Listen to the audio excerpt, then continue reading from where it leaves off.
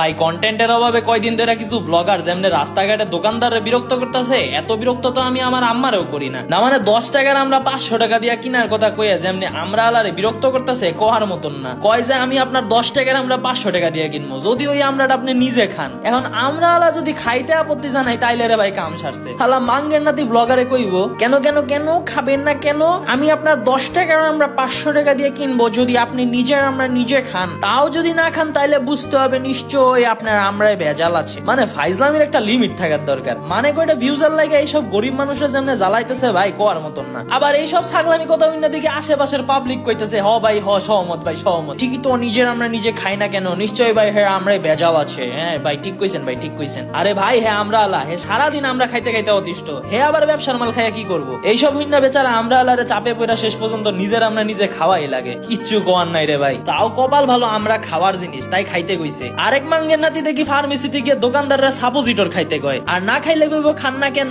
নিশ্চয়ই আপনার সাপোজিটরেও ভেজাল আছে। এখন তোমরাই কও সাপোজিটর কি খাওয়ার জিনিস? আমারে ইয়া যদি এই কথা কইতো তাহলে সাপোজিটর জায়গা মতন আন্দায় দিতাম, ভালো মতন বুঝাই দিতাম সাপোজিটর খায় না গায়ে মাখে। মানে কইতে যে আয় এইসব লোকজন আল্লাহ জানে।